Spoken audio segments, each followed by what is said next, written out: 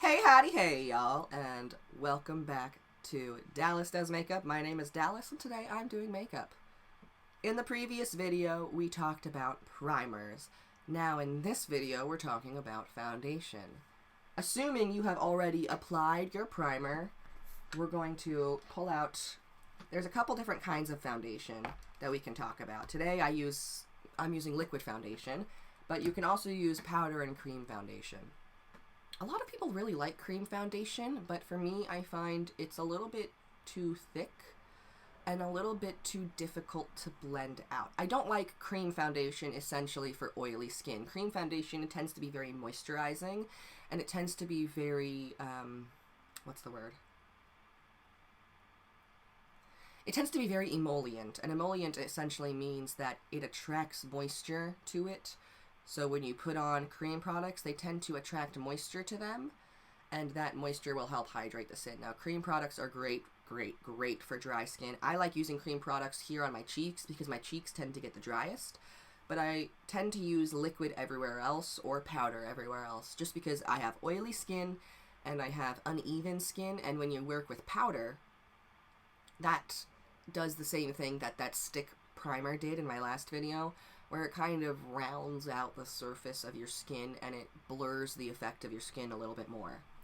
Liquid foundation is excellent as well because, much like in the Bob Ross videos that I was talking about in my previous video, you can control the thickness of it a little bit more. So you can put down a really thin, even coat of foundation to serve as your base, to serve as your thin layer of liquid white before you move on to any other colors and any other products. For foundation today, I normally mix two shades, but today, no, I'm going to still mix my shades. So I've got two shades of Fenty here. This is the mattifying foundation. I'm just going to put down a couple pumps of that on my palette, with shades 120 and 150. And these are the two fair to light neutral shades. Airplane.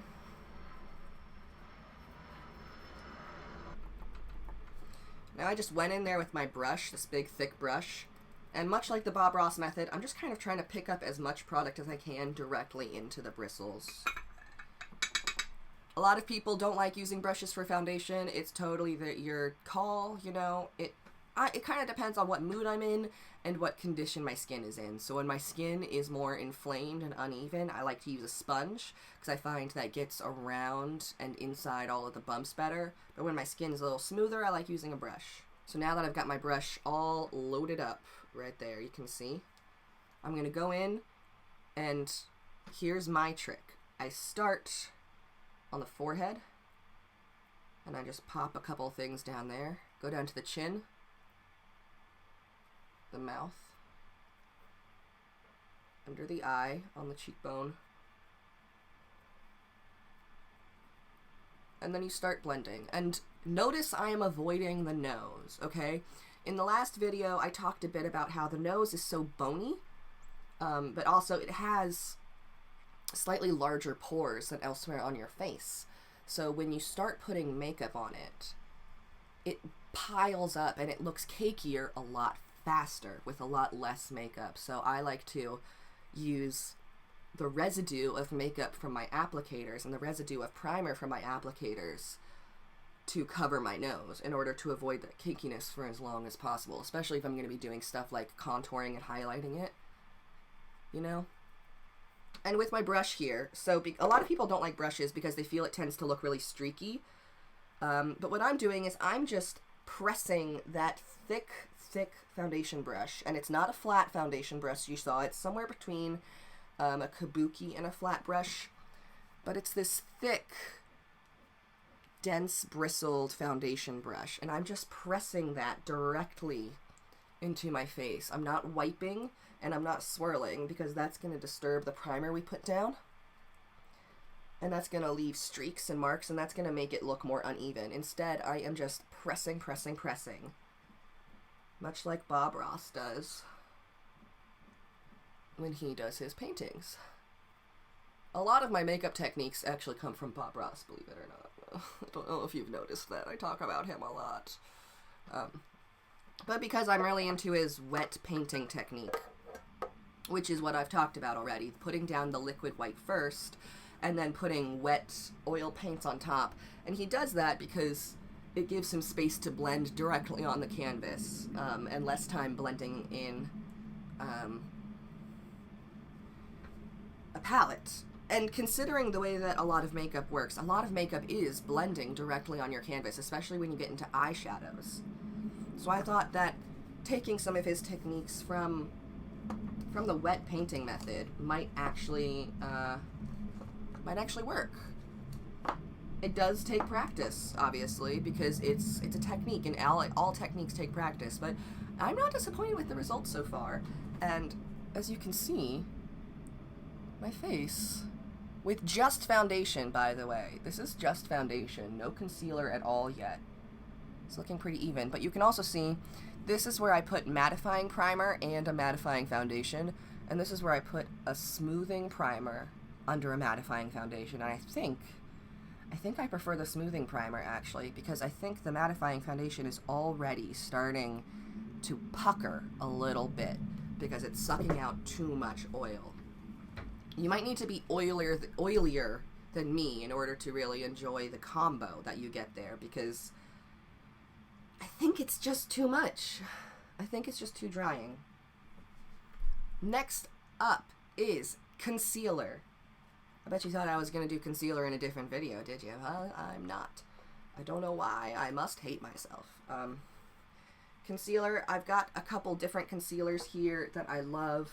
Both Fenty, again. I'm a brand slut. What can I say? I love brands. I like brand loyalty. It's just a thing.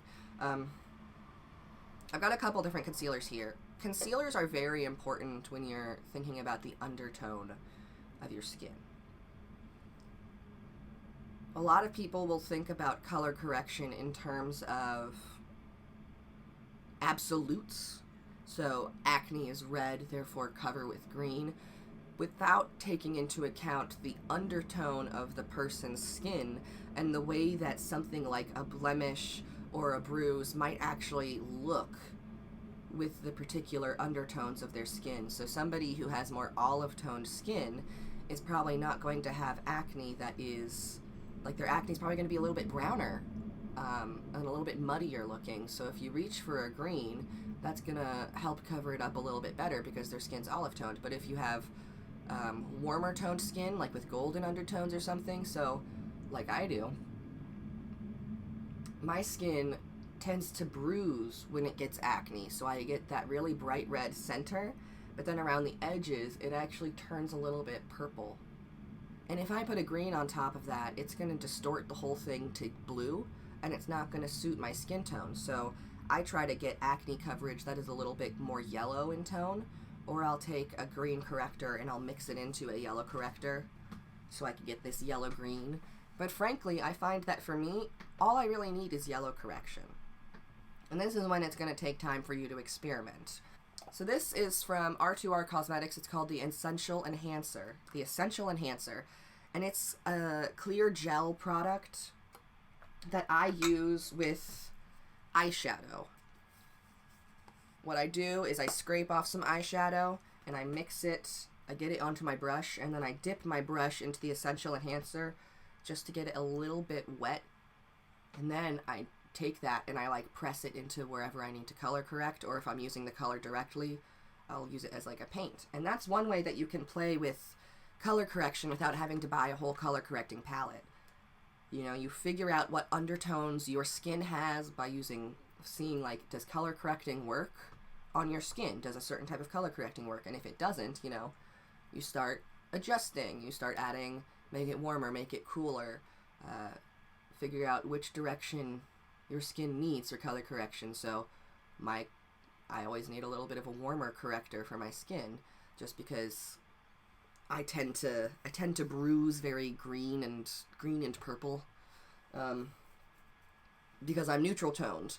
It's all about understanding your skin. And I apologize that I didn't start this foundation video with, you know what, I can always cut that and move it to the beginning, so.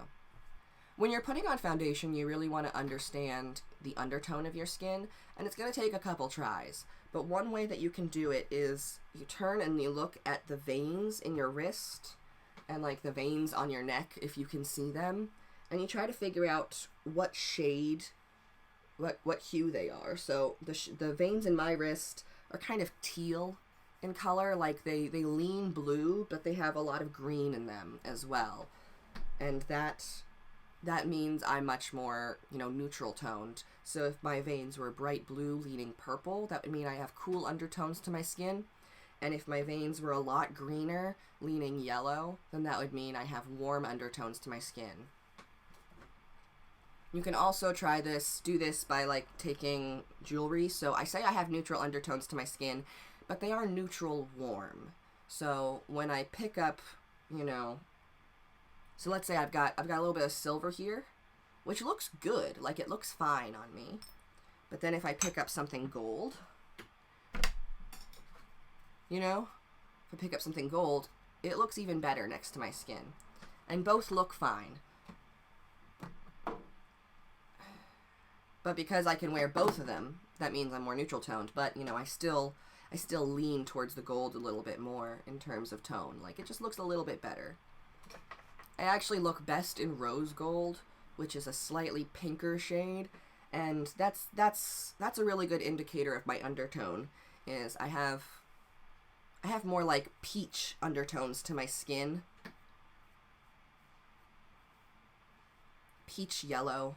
I have kind of peach yellow undertones to my skin on the neutral side. So undertones are a spectrum, You're not going to have, if you have olive undertoned skin, you're not going to have the same olive undertoned skin as somebody else. And if you have pink undertoned skin, it's not going to be the same pink as somebody else. It's all about the spectrum. It's a spectrum of shades, and so your color correcting should exist on that same spectrum, and so should your foundation. So sometimes what I do is I'll take 2 shades of foundation that I know work for me. So this one, the 120, is a neutral shade. It's very, very fair, so it's almost one of the lightest shades. It's also got slightly more yellow in it than the 150, which is much more my tone. It's much more my shade. It's not quite as fair, but it's also a little bit grayer. So I mix those two together to get my perfect shade, because it gets me the yellowness from the 120, and it gets me the shade from the 150, and then I get my perfect shade. Look at that. Alright, now that we're back into concealer land, and I've talked about color correction, and I've probably talked your ear off a little bit too much. For concealer, what I'm going to do today is I'm actually going to mix together 2 concealers again. Like I did with my foundation, I'm mixing my concealers. So I've got this 120 concealer, which is already kind of a beautiful, it's like a little peachy yellow shade. And I'm adding a dab or 2 of that Bright Fix concealer in the shade Golden Ivory, because that's got a little bit more yellow to it. I'm just going to mix those 2 up